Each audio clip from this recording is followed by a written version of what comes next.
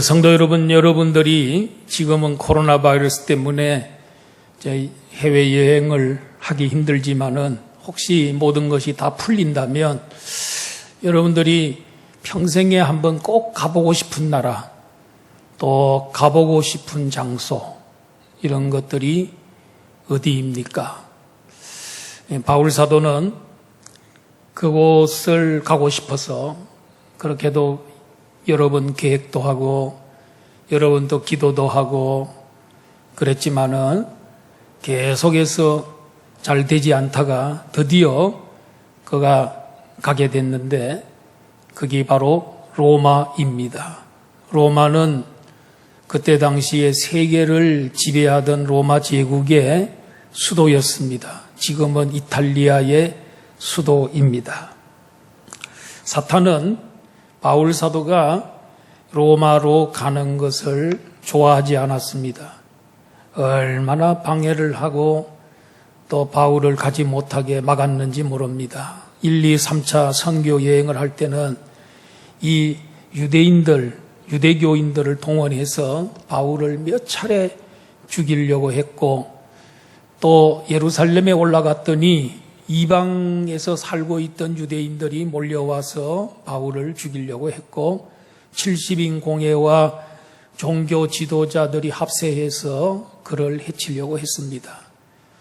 그리고 로마로 제수로서 호송되어 가는 동안에는 유라굴로 태풍을 만나서 바울이 위기를 맞이하기도 했습니다. 멜리데 섬에 도착을 했는데 나무단 속에 있던 독사에 물린 그런 위기도 그에게 있었습니다. 그럼에도 불구하고 바울이 로마로 가는 것이 주님의 뜻이었기 때문에 주님께서 한 번은 환상 중에 나타나셔서 담대하라. 네가 이 예루살렘에서 나의 증인이 되는 것처럼 로마에서도 나의 증인이 될 거다. 로마에서도 나를 증언할 거다. 이렇게 환상 중에 격려해 준 적도 있고 유라굴로 태풍을 만나서 거의 이제 소망이 없고 살 소망이 없을 때에 천사를 보내어서 바울 사도에게 담대하라. 너는 반드시 가이사 앞에 서게 될 거다 하는 위로의 말을 격려의 말을 준 적도 있습니다. 주님께서 약속한 대로 드디어 바울 사도가 로마에 발을 디디게 됐습니다. 바울 사도는 로마에서 무슨 사역을 했을까요? 그가 오고 싶어 했던 그 목적, 겉으로는 죄수의 몸으로 가이사에게 재판받기 위해서 왔지만 그러나 실제적으로는 로마에 복음을 전하기 위해서 세계를 지배하던 로마 제국의 수도 한가운데에 그가 오게 된 것입니다. 그가 제일 먼저 한 것은 유대 동족들에게 복음을 전하는 일이었습니다. 바울 사도는 제수긴 제수지만은 다른 제수들은 감옥에 있었는데 바울은 특별히 감옥이 아닌 그 일반 민가의 한 집에 세를 얻어서 거기 살았는데 가택연금이죠. 바울이 살고 있는 집을 가택연금 상태로 있었기 때문에 바울은 그러나 그게 또 사실은 감옥이라고 할 수가 있죠. 그런데 바울 사도하고 군인하고 두 사람이 쇠고랑으로 연결되어 있는 겁니다. 그러니 좀 자유로운 감옥이 아닌 자유로운 곳에 그가 머물러 있었지만은 이 군인과 쇠고랑으로 서로 연결이 되어 있었기 때문에 얼마나 불편했는지 모릅니다. 그런데도 바울 사도는 이제 전도하는 일을 그는 멈추지 않았습니다. 이제 우리는 어떻습니까? 전도하자고 하면은 전도하기 힘든 조건들을 찾아서 핑계를 댈 때가 많이 있습니다. 내가 지금 죄수인데 죄수의 말을 누가 믿겠냐? 내가 무죄 석방되고 난 다음에 그때 전도해야지 죄수의 말을 누가 듣겠냐. 이제 그렇게 생각할 수도 있고, 지금 이 쇠고랑을 차고 있어서 불편한데 무슨 전도냐. 그렇게 생각할 수 있겠죠. 또 로마 군인이 지금 옆에 있는데 어떻게 전도하냐.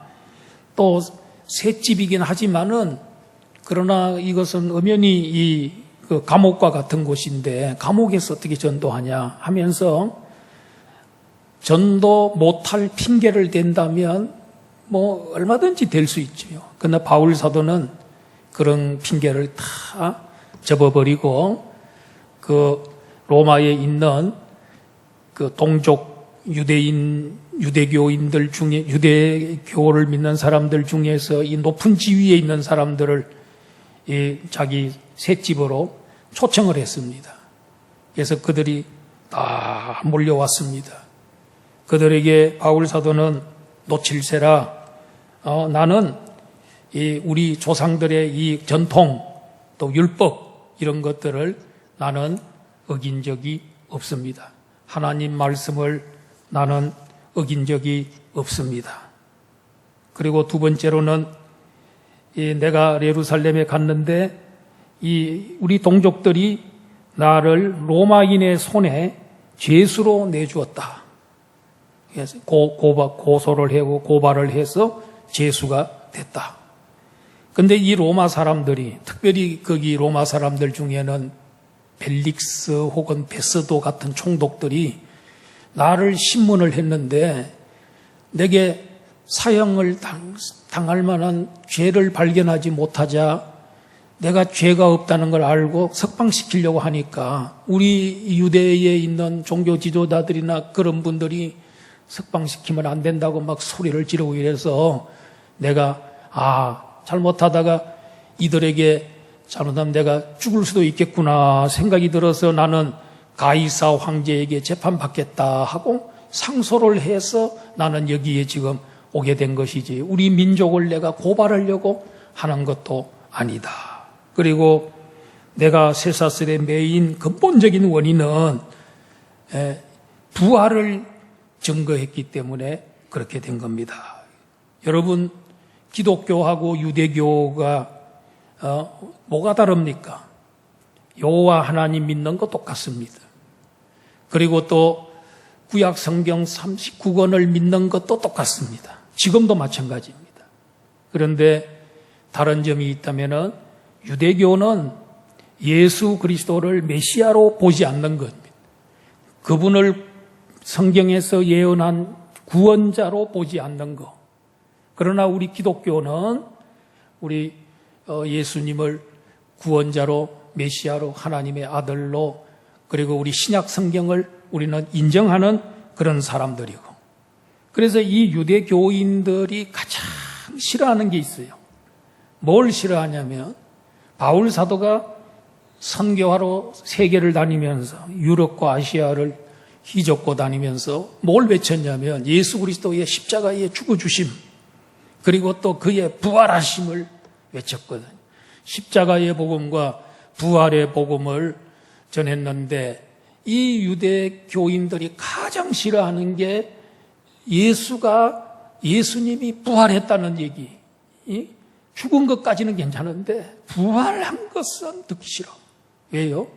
자기들이 빌라도 법정에서 그를 십자가에 못 박아라, 그를 죽여라 하고 그 외치던 그래서 유대인들이 그를 죽였단 말이에요. 그렇기 때문에 그런데 죽은 걸로 끝나야 되는데 3일 만에 살아나버리네.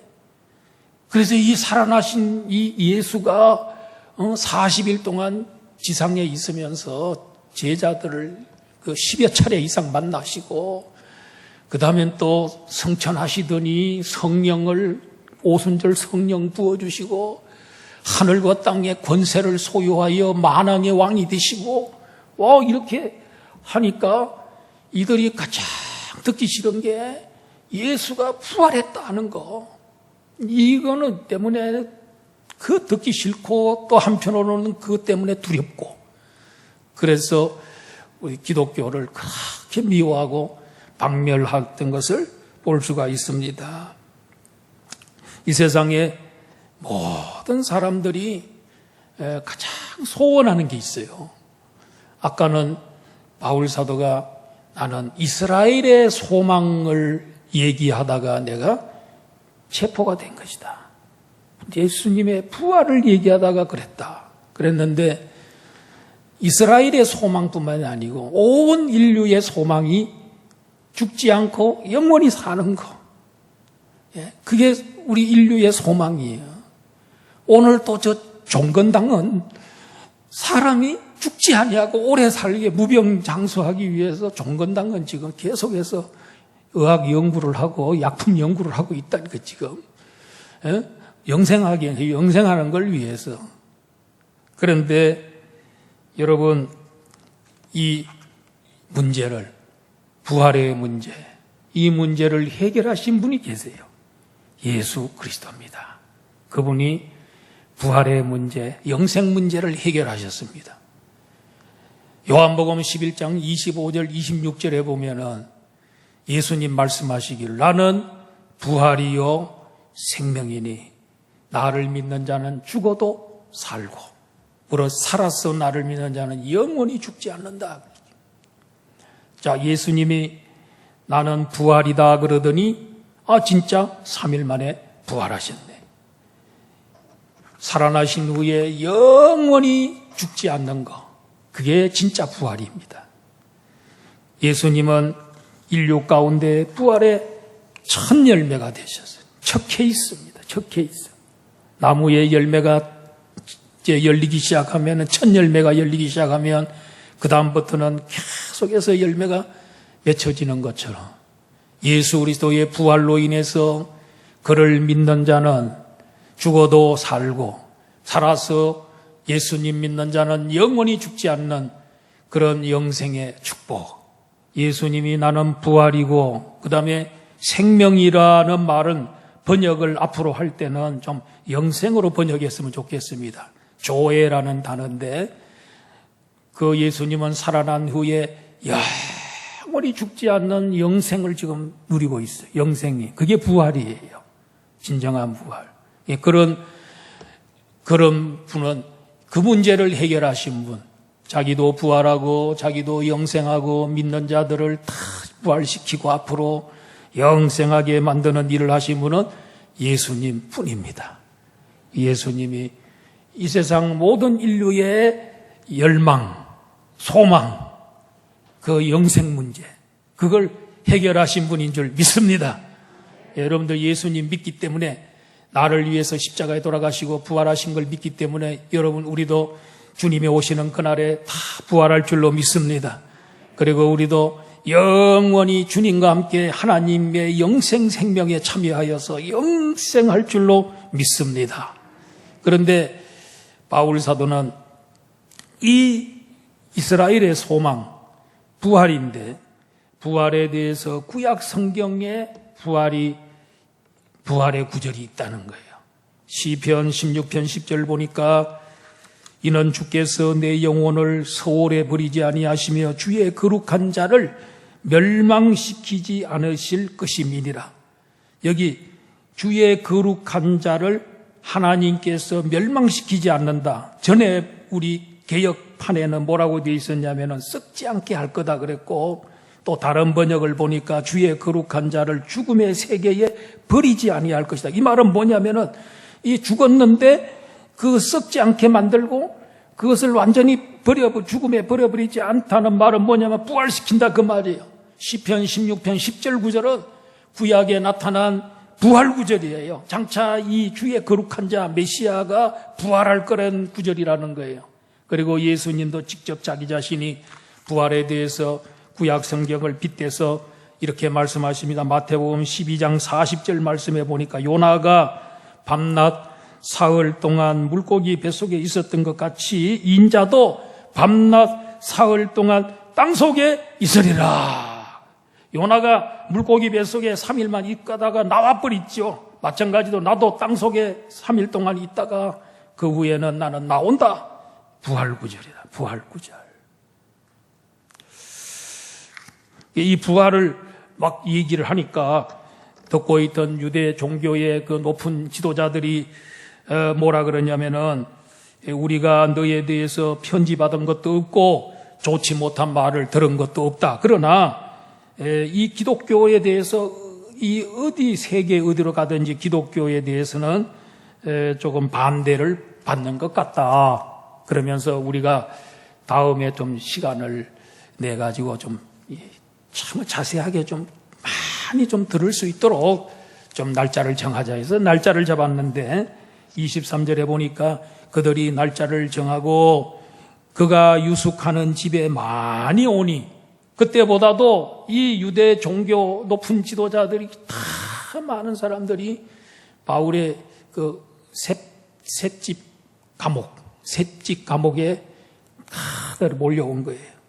그래서 아침부터 저녁까지 설교했다, 강론했다 그랬어요.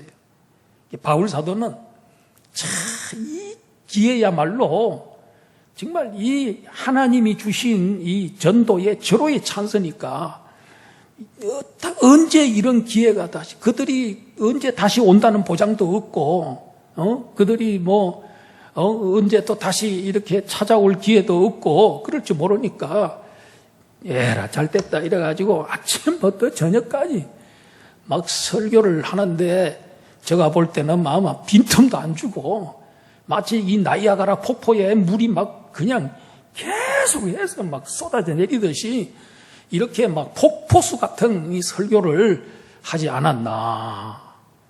이런 기회가 어디 있어요. 자기는 감옥에 있으니까 갈 수가 없어.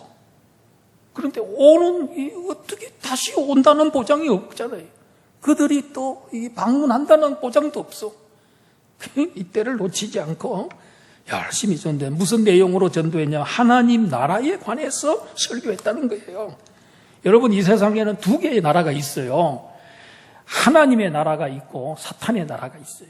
예수님이 이 땅에 오셔서 하신 일은 사탄이 지배하는 세상에 오셔서 사탄을 추방시키고 그 사탄이 지배하던 그 땅을 하나님 나라로 만들고 교회로 만들고 하나님이 지배하는 나라로 만들고 또 가정에 사탄을 쫓아내서 그 가정이 하나님 나라 되게 만들고 심령 속에 사탄을 몰아내고 하나님의 나라가 임하고 하나님 다스림 받는 마음이 되도록 하는 일을 하신 겁니다.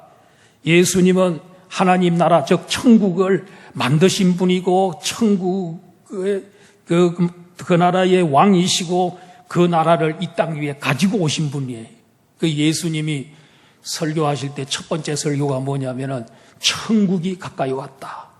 회개하고 복음을 믿어라. 예수님 첫 번째 설교 제목이에요. 천국이 가까이 왔다는 거예요. 누가 가지고 왔어요? 저 천국이 저 하늘 멀리 있었는데 이제 예수님이 이 땅에 오시면서 천국을 가지고 왔어. 이 천국이 여기 온 거, 가까이 온 게 이게 은혜예요. 여러분, 우리 보고 천국 구원받으려고 천국 올라가라 그러면 한 명도 못 올라가. 너무너무 높아. 갈 수가 없어요. 우주선 타고 가는 것도 아니에요. 그런데 천국이 가까이 와 있어, 지금. 우리 주변에 다 와 있어. 이 세상 어디에도 다 있어. 천국이 와 있어, 지금. 그런데 안 들어가니까 문제지. 들어가는 방법은 회개하고 복음을 믿으면 된다는 거예요. 회개하는 게 뭐 힘듭니까? 잘못된 거 깨닫고 잘못했습니다 하고 다시는 안 하겠습니다 하는데 이 말하는데 무슨 돈이 듭니까? 얼마나 쉬운 거예요, 회개가. 그리고 십자가의 복음을 믿고 부활의 복음을 증거했을 때에 예, 인정합니다. 믿겠습니다. 이게 뭐 힘들어요? 돈 드는 거 아니잖아요. 근데 구원은 그러므로 행위로 받는 거 아닙니다. 노력으로 받는 거 아닙니다. 믿으면 얻는 줄 믿습니다. 예, 믿으면 됩니다. 예수님은 이 세상에 오셔서 천국이 지금 너희들 주변에 여기 와 있어. 그냥 들어와. 그런데 들어오는 게 어떻게 들어오느냐? 회개하고 믿으면 그냥 들어보내주는 거야. 얼마나 놀라운 은혜예요. 이게 우리의 기독교의 구원입니다. 다 구원받을 걸 다 만들어 놓고 구원 십자가에 죽으시고 부활까지 다 만들어 놓고 그냥 믿기만 하면 돼. 들어와. 이거 안 들어오는 사람이 있다니까. 그게 문제지요. 들어오면 되는 걸 가지고. 그리고 바울 사도는 아침부터 저녁까지 하나님 나라 주제를 가지고 설교했을 뿐만 아니라 율법과 선지서, 즉 구약 성경에 나타난 예수님에 관한 것을 연결해서 설교를 참, 이게 바울 사도를 보면 참 신학자, 유명한 신학자예요. 설교자고 신학자예요. 전도자예요. 선교사고. 이번에 우리 오늘부터 주일학교에서 총회에서 6년 커리로 출간되고 있는 하나바이블의 그 하나의 뜻이 뭐냐? 하나님 나라의 그 줄인 거랍니다. 성경 속에 있는, 바이블은 성경이니까 성경 속에 하나님 나라를 가지고 창세기부터 요한계시록까지 쫙 이렇게 관통하는 거예요. 예? 그걸 탁 해서 3년 동안 공부하는데 전 교육기간이 성경 본문이 똑같아요. 오늘은 아마 창세기 겁니다. 그리고 또 설교도 거의 똑같이 하되 수준이 다 다르니까 유치부가 다르고 중고등부가 다르기 때문에 설교 수준은 다르지만 본문은 똑같고 설교 본문이 똑같고 이게 아주 통일성이 이루어지는 교회 안에, 교육에. 그래서 3년 동안 성경 공부, 신구약이 끝나면 그 다음엔 4년째 되는 해에는 교리 교육을 하고 5년째 되는 해에는 성품 교육, 인품 교육을 시키는 6년째 되는 해에는 세계관을 공부시키는 이런 6년 동안의 사이클로 이렇게 돌아가는. 그러니까 초등학교 1학년 애가 공부를 해가지고 6학년 졸업 맡을 때 되면은 이게 커리가 하나 돌아가고 다시 또 돌아가는 거예요. 그때 가서 새로 만드는지는 저는 잘 모르겠지만은 어떻든 이런 이 아주 통일성을 이루는 하나 성경으로, 하나 바이블로 이렇게 한다는 게 참 좋은 일이라고 생각이 됩니다. 이 바울 사도는요, 예수님 믿기 전에 그는 인생의 길을 잘못 들었어요. 그래서 예수님 미워하고 기독교인 핍박하고 교회를 박멸하는 게 그게 하나님을 위하는 길인 줄 알고 목숨 걸고 했어요. 심지어는 사람도 죽였어요. 스데반 집사 죽일 때에 찬성 투표를 던졌어요. 그런 사람이었는데 그가 인생의 길을 잘못 들어요. 예수님 누군지 몰라가지고. 여러분들 중에도 예수님 몰라서 인생의 길을 잘못 들어가지고 예수 믿는 가족들 핍박하고 성경책 찍고 그래 교회 욕하고 돌아다니고 그래도 안 죽인 게 하나님이 안 죽인 게 다행이지. 지금까지 비등비등 살아있는 것 그게 은혜지. 그래가지고 인생의 길을 잘못 들었어. 예수님 누군지 모르면 그 인생 잘못된 거예요. 잘못된 길로 갈 수밖에 없는데 왜 살아야 되는지를 모르니까 그 예수가 누군지 모르면 불쌍한 인생이에요. 그러다가 다메섹으로 성도들 체포하러 가다가 체포영장 가지고 체포하러 가다가 빛을 보게 되고 그 빛 속에서 음성을 듣는다. 사울아 사울아 내가 어찌하여 나를 박해하느냐. 그래. 주여 니시니까 나는 너가 박해하는 예수다. 그래서 그날부로 예수님 앞에 꼬그라지고 3일 동안 눈이 멀어가지고 금식하면서 3일 동안 철저하게 회개하고 내가 예수님 몰라가지고 예수님 대적자가 되고 죄인 중에 개순으로 됐는데 그런데 지난날에 잘못된 거 다 눈물로 회개하고 3일 동안 금식하면서 철저하게 회개하고 그것도 부족해가지고 아라비아 사막으로 갑니다. 사우디아라비아 그 사막 땅이잖아요. 그 사막으로 가서 3년 동안 머물면서 회개하고 잘못된 거 다 버리고 말씀 연구하고 계시받고 주님과 묵상을 통해서 신학을 정립을 하고 그래서 그가 거기에서 은혜 받고 나와가지고 이제 사역의 길로 가는데 그것도 빨리 사역의 길로 가는 게 아니고 안 받아줘요. 근데 또 바나바 같은 사람이 중간에서 받아주라고 이래가지고 중개 역할 잘해서 교회가 받아줬잖아요. 사도로 받아주고. 그래서 화해가 이루어지고. 이렇게 된 거란 말이죠. 자, 예수님 만나고 난 다음에 바울 사도 이 생애가 완전히 달라지고 인생의 목적이 달라지고 살아가는 태도가 달라집니다. 빌립보 1장 20절에 보니까 나의 간절한 기대와 소망은 죽든지 살든지 내 몸에서 그리스도가 존귀하게 되는 것이다. 나의 소망이 있다면 내가 지금 학수고대하고 이 복에 고개를 빼들고 기대하는 게 있다면 내 몸에서 나를 통해서 그리스도가 존귀하게 되는 거, 나는 이게 내 소망이요 나의 기대다. 이렇게 하면서 그걸 위해서 목숨 걸고 살았던 거예요.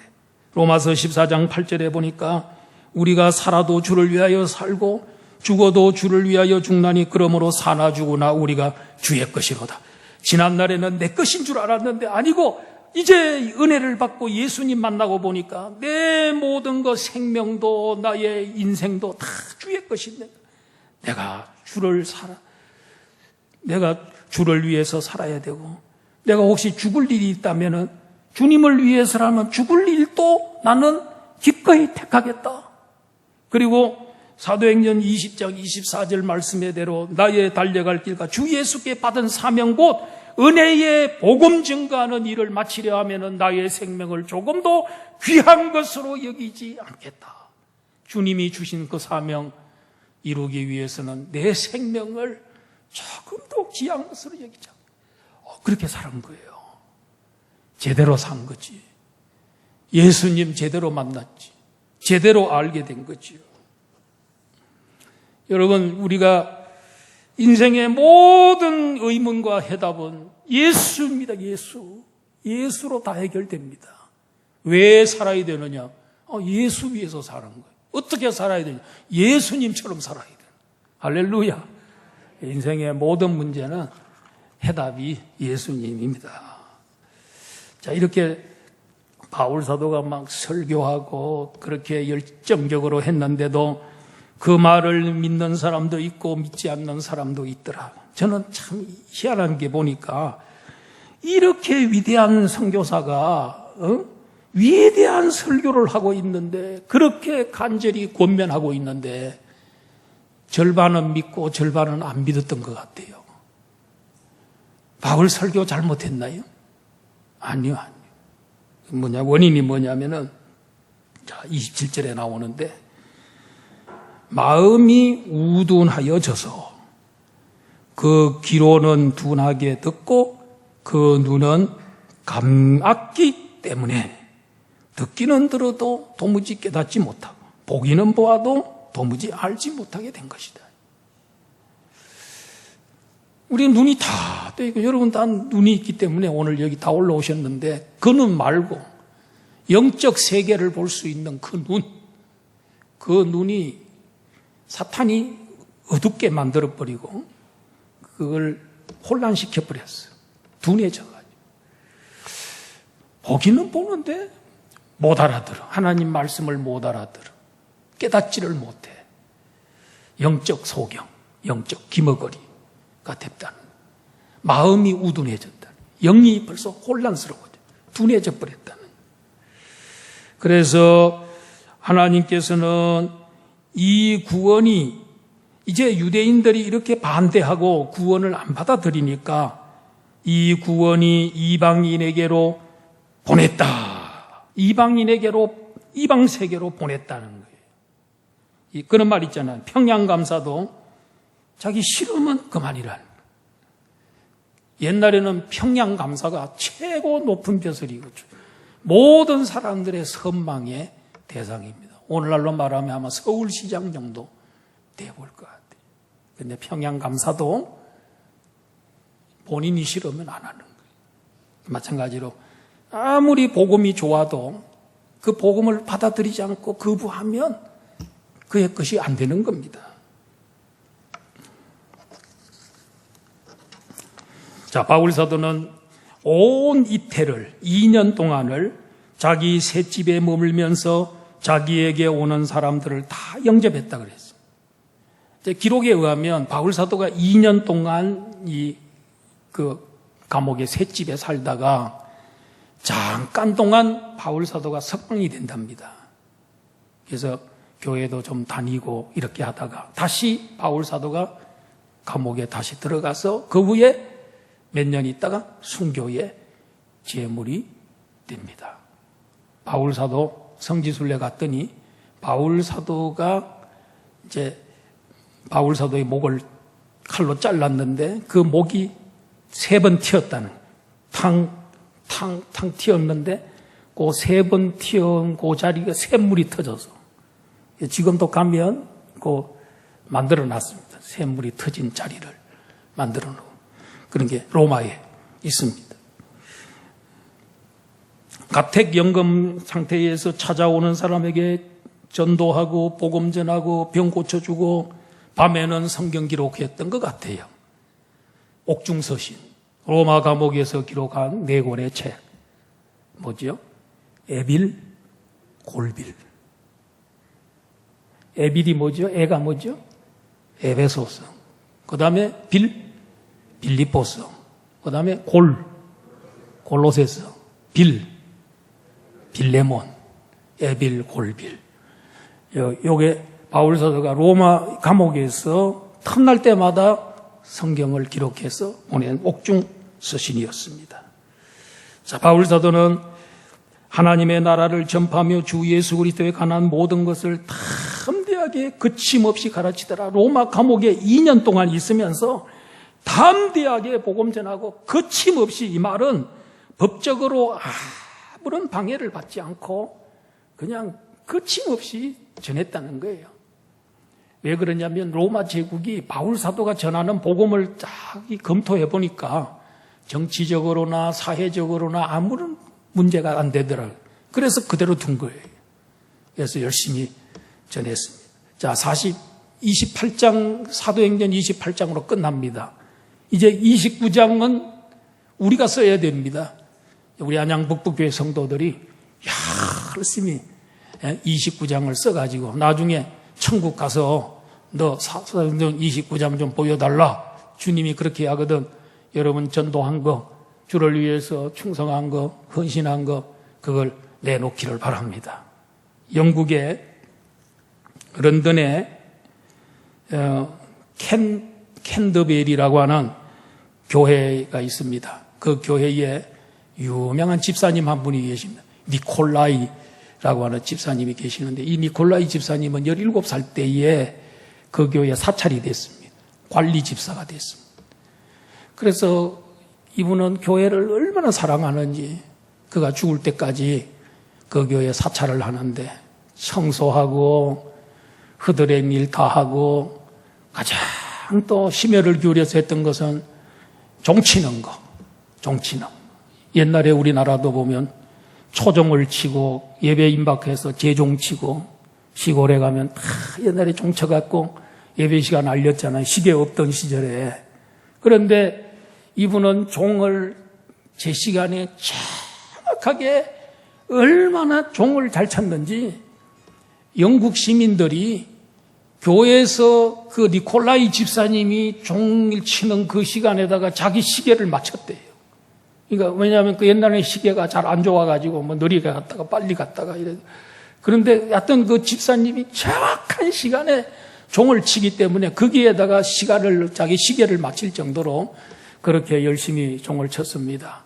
그런데 이 집사님 2 아들이 있었는데 한 아들은 캠브리지 대학의 교수가 되고 한 아들은 옥스포드 대학의 교수가 된 거예요. 어느 날 이 2 아들이 성공을 하고 난 다음에 아버지 보고, 아버지 이제 이거 힘든 일 그만하시고 연세도 이제 75세 6세 다 됐는데 그만하셔도 되지 않습니까? 그랬더니 아니야, 나는 이거 끝까지 할 거야 그랬다는 거예요. 그래가지고 어느 날 이제 이 니콜라이 집사님이 이제 임종이 가까이 왔어요. 가족들이 막 모여 있으면 임종을 준비하고 있는데, 아니 시계를, 임종 죽어야 될 사람이 시계를 보더니 종치는 시간이 된 거예요. 그랬더니 뭐 일어나더니 옷을 주워 입고 비틀거리면서 종치로 올라간 거예요. 그래 이제 그 집사님이 그 종각에 가서 종을 치고 뭐 이렇게 하다가 그냥 그 자리에서 쓰러져서 죽었습니다. 그런데 영국의 여왕 엘리자베스, 지금 이 여왕이 그 소식을 듣고는 감동을 받았어요. 그 니콜라이 집사님 위해서 영국 왕실 묘역이 있는데 그 중에 한 자리를 줘라. 이래서 한 코너에다가 그 집사님을 거기에다 했는데, 거기는 뭐 유명한 목사님도 정치가들도 잘 못 들어가는 그런 곳인데 니콜라이 집사님은 들어간 거예요. 그리고 난 다음에 그날 이 집사님이 돌아가시는 날에 무슨 일이 벌어지냐면 뭐 상가들이나 이런 것들 전부 철시했어요. 다 문 닫았어요. 그리고 심지어는 유흥 그 주점까지도 문을 닫았어요. 그러니까 자동모가 된 거예요. 공휴일이 돼버린 거예요. 집사님 돌아가신 날. 그런데 얼마 후에 영국이 니콜라이 집사님이 돌아가신 날을 정식 공휴일로 지정을 했습니다. 야, 17살에 사찰이 돼가지고 정말 종치는 거 한 번도 어긴 적 없이, 놓친 적 없이 정신 차리고 충성하고 교회를 그렇게 사랑하고, 그러다가 그는 복을 받은 사람, 많은 사람들에게 추앙받고, 그리고 묘가 영국 왕실에 미치게 되고, 이런 놀라운 은혜. 이 사람이 그 귀한 그 사찰이라고 하는 것도, 그것도 귀하게 생각하고 그걸 이렇게 한 거예요. 그런데 바울 사도는 주께서 내게 주신 사명, 은혜의 복음 증가하는 일을 위해서 나의 생명을 조금 더 귀한 것으로 여기지 않겠다. 바울 사도를 위해서 뭐가 예비됐을까요? 디모데 후서에 보니까 의의 면류관이 나를 위해서 예비된데, 어려운 재판장 예수님께서 내게 줄 거다 하고 고백을 하고 그는 순교하게 됩니다. 여러분, 주어진 사명, 우리 모두에게 주어진 사명, 복음 증거의 사명, 영혼 구원의 사명, 제자 삼던 사명, 이게 우리 모두의 사명이요, 교회의 사명입니다. 사도들의 사명이요, 교회의 사명이요, 우리들의 사명입니다. 여러분, 이를 위해서 여러분 충성하시면요, 자꾸 핑계대지 말고, 코로나 때문에 전도 안 되고 뭐 이것저것 핑계대지 말고, 우리 전도하는데 하려고만 마음만 먹고 실천하면 길이 다 열리는 것입니다. 오히려 이때에 더 전도하기 쉬운 때입니다. 우리 전도하여 우리 하나님 앞에 상급받는, 면류관 받는 성도가 되기를 주의 이름으로 축원합니다.